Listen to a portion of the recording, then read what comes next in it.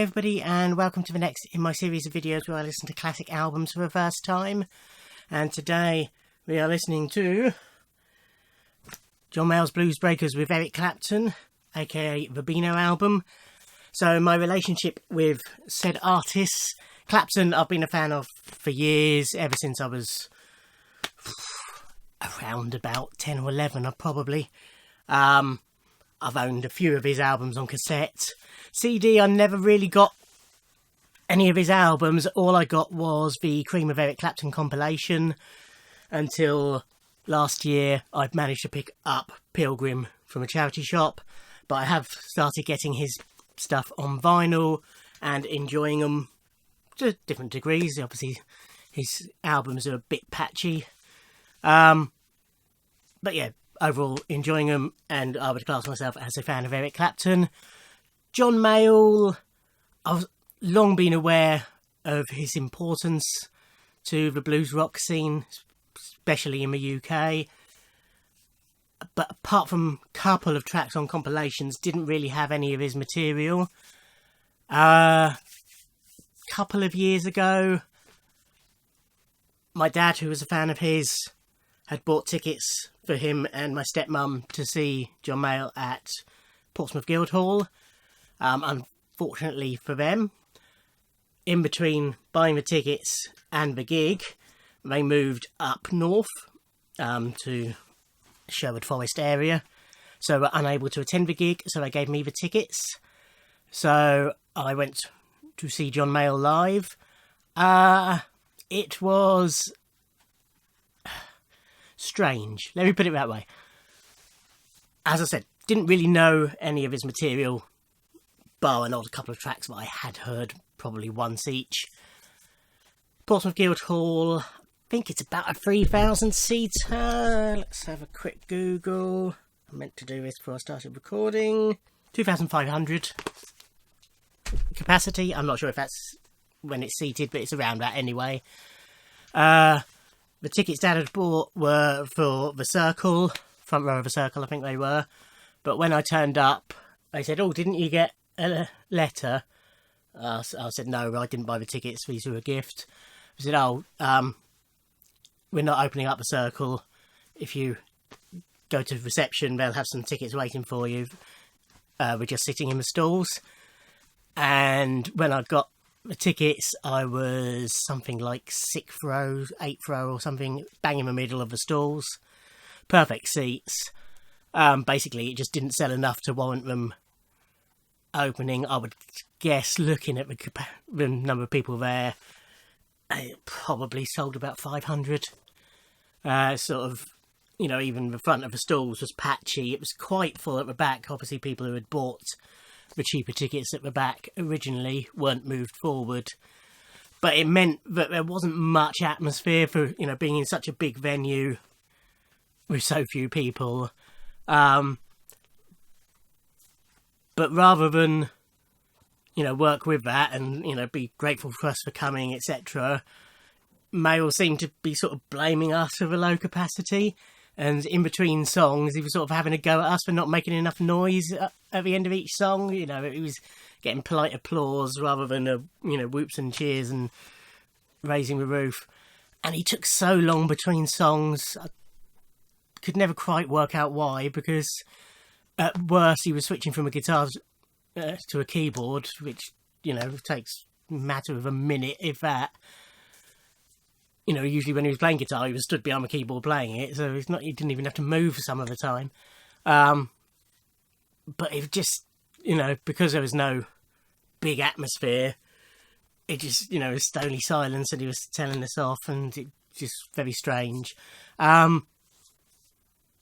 Musically, it was great. You know, the playing was brilliant, but as a concert, it was, yeah, very strange.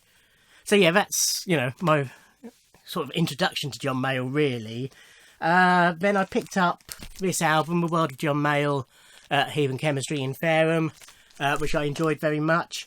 A couple of the tracks from Blues Breakers are on here, but I didn't realise that at the time. You know, I didn't research where the tracks on here came from as I was listening to it, so it didn't leap out that, oh, these are Blues Breakers tracks. So I've only listened to this once, so it's not sort of been imprinted on my brain properly. So this is still a fairly blind listen. Okay, on to the album in question. So this was John Mayall's first studio album. He had, I think it was called John Mayall Plays John Mayall or something like that. It was his first album. That was a live album. The plan for this was to do it as a live album because Clapton had joined the band and Mayall was so impressed with his guitar solos that he wanted to capture them live. However, the recordings were terrible, so they decided to do it as a studio album. So it's John Mayall with Eric Clapton. The other two main band members are John McVie, who of course went on to be in Fleetwood Mac, and Hughie Flint, who formed McGuinness Flint with Tom McGuinness, I think it is, from Manfred Mann. They had a couple of big hits, a number 2 hit and number 5 hit in the UK charts.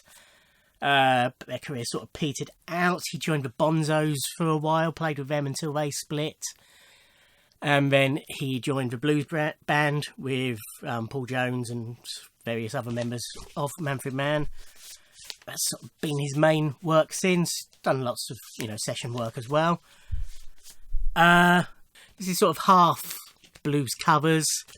There's some Ray Charles on here and various other, Willie Dixon, Robert Johnson, of course, and a couple of others, and then half of them are Mayall originals. Clapton gets a credit on Double Crossing Time as a songwriter. Mayall plays piano, organ and harmonica on here, and vocals. Clapton is vocals and guitar. His first solo lead vocal is on this album. John McVie on bass and Hughie Flint on drums. Horns added to some of the tracks. Interesting, the trumpeter, whose name I think was Derek Healy, is credited on the album as Dennis Healy, who was, as many of you are aware, was a politician. So my copy, I bought a slice of vinyl. Oh, I've moved the camera so you can't see that anymore. There you go. A slice of vinyl. My local record store in Gosport. This is a Netherlands pressing from 1987, I think. I discovered when I put it on Discogs. It's in excellent condition. Cost me £15 on Decca. Stereo pressing.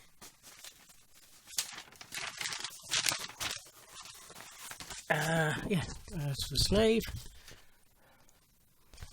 All very good. I think that's about all I need to say in advance. So I'm going to give it a listen, give you my first impressions. I haven't said it on this video, but as I've said on previous videos in this series, I won't be reviewing the album. You need to live with an album, hear it a few times to do that. But this is my first impressions of the album. Do I see why it's regarded as a classic?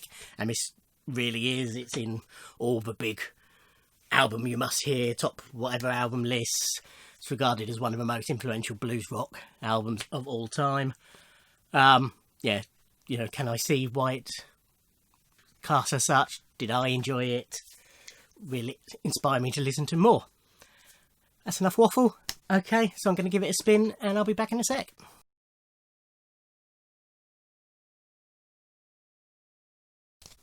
Well, that was excellent. Really enjoyed that.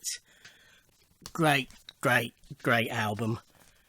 Just up my boulevard. I've made notes because it's easier.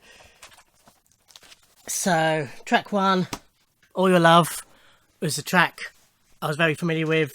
Gary Moore's done a version of it. I think his is called All Your Lovin'. It's a very similar version, although there's a tempo switch in the Blues Breakers version that Gary Moore doesn't quite do. Straight away, even if you didn't know, you'd know it was Clapton's guitar. Very distinctive tone. Excellent starter. Then it went into Hideaway, which is an instrumental track. Sort of a boogie shuffle type track. Really strong. Great. I mean, throughout, the instrumentation, the good playing is just fantastic throughout. I did recognise Hideaway. I don't know where from. Whether it's one of the odd tracks that has been on a cover melt CD or something. I don't know. Before I post this, I will have a look on iTunes, see if I have it, but it was definitely familiar to me. Track 3 was Little Girl.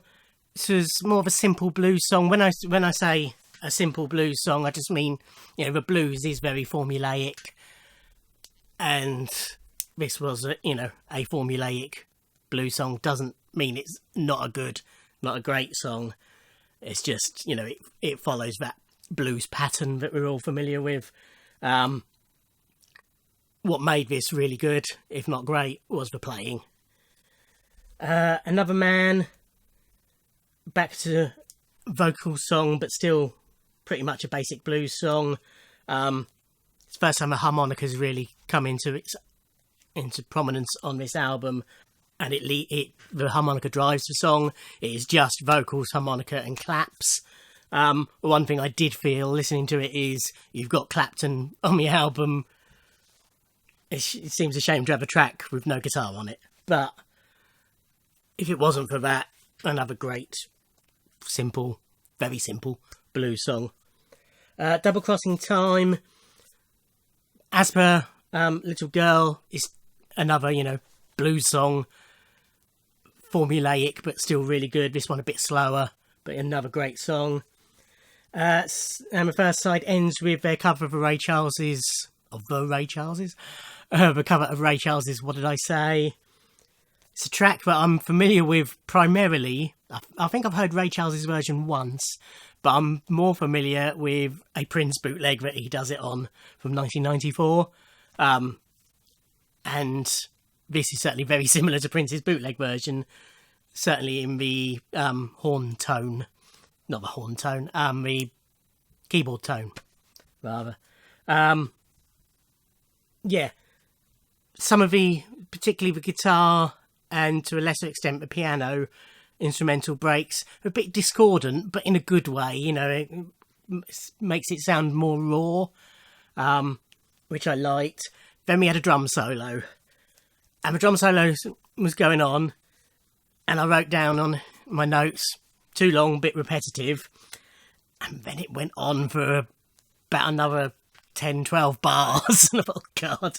So yeah, that's my one gripe probably with the whole album, was that the drum solo and What Did I Say was just too long and repetitive. Don't mind a drum solo, but keep it fairly short and mix it up a bit. It was pretty much just the same pattern over and over again. You'd listen to it and go, it's going to be a cymbal now. It's going to be a cymbal now. You could just tell what was going to be played each time. And then when the music came back in, I spotted Clapton was playing the riff to Day Tripper, the Beatles' Day Tripper, on the guitar, which sort of, perked me up a bit, which was a nice little homage. But yeah, overall, first side, fantastic. Side 2 started with Key to Love, which is one of the tracks that was on here. Another blues song, they're all blues songs, but a formulaic blues song. This one a bit faster, a bit poppier. First time, although there is horns on, is it Double Crossing Time? Yeah, there's a sax on Double Crossing Time. It never really struck me listening to it, but this is proper, what is it, 3 players, sax, 2 saxes and a trumpet, and it's, a punchy horn arrangement, and it was nice, another style to the album.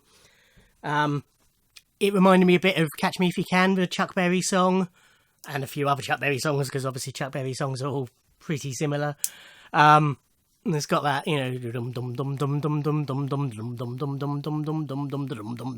riff. It's All Over Now as well, very similar riff to it. But again, it is the blues. You do steal bits from it all over the place, and it didn't feel out of place. It worked very well. Then we went on to Parchment Farm as another fast, fairly short, harmonica-driven blues song. Again, it wasn't a wow track, but still very strong, very enjoyable.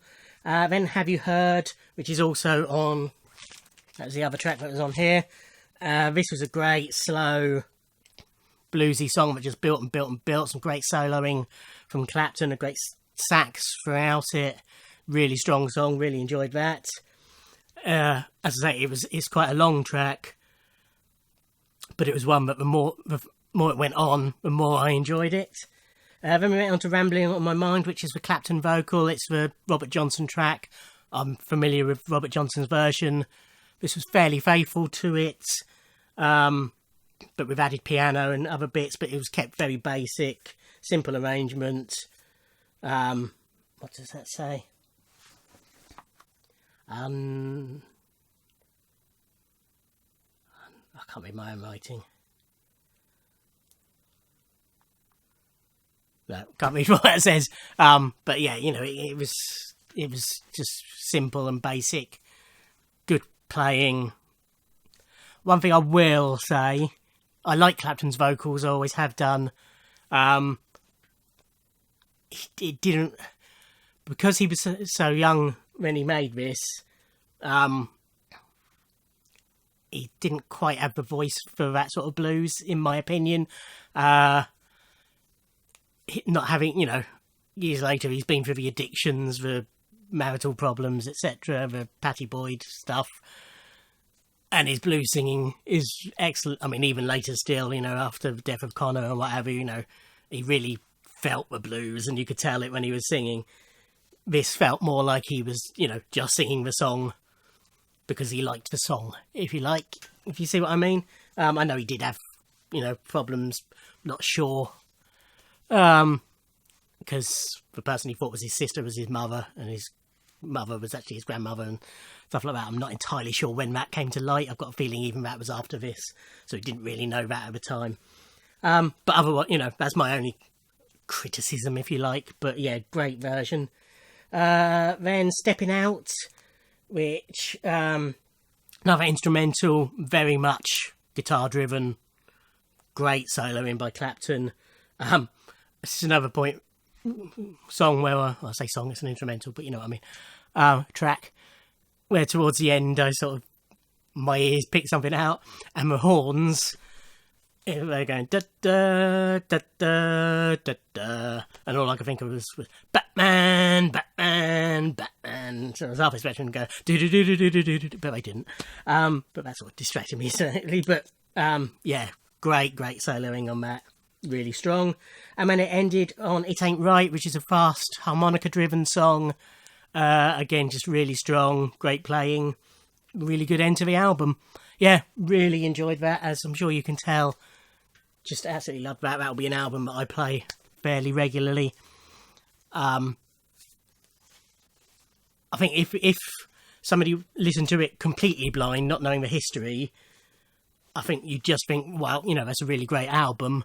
Whether you need to know its place in history to understand why it's a classic, maybe. I mean, I love Gary Moore's blues album, Still Got the Blues particularly, and it is sort of very similar.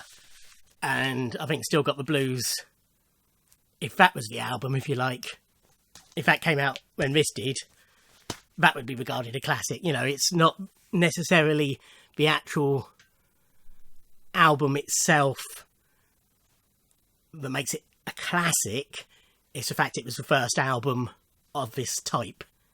That makes sense? I think you know what I'm trying to say. You know, it is a classic album. I see why it is a classic album. But I think if it was released 30 years later and somebody else had done this, it would just be regarded as a great album. I hope that makes sense. I think you know what I'm trying to say. But yes, it is a classic album. It deserves to be a classic album. It is an amazing album. I loved it.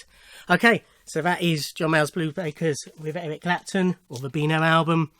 Clapton then, this was his only album with John Mayall. He then went off and formed Cream, who I've got all their albums, all their studio albums on CD. I need to get their live albums.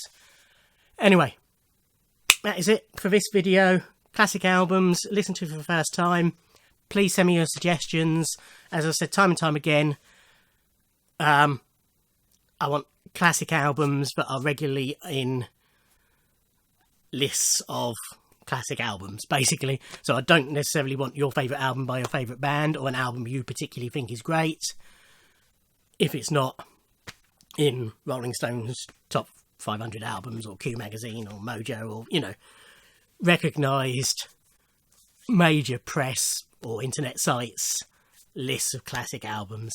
don't care for format, not for format, don't care for genre, rather. Most of the ones I've got are sort of rocky, singer-songwritery, that sort of stuff. But I've picked up, I've got a hip-hop album to listen to, I've got a trip-hop album to listen to, I've got some classic pop to listen to, you know, feel free, you know, I've had some metal suggested, but I just haven't, which I will be listening to, but I just haven't found copies yet. Jazz, I've got some jazz to listen to.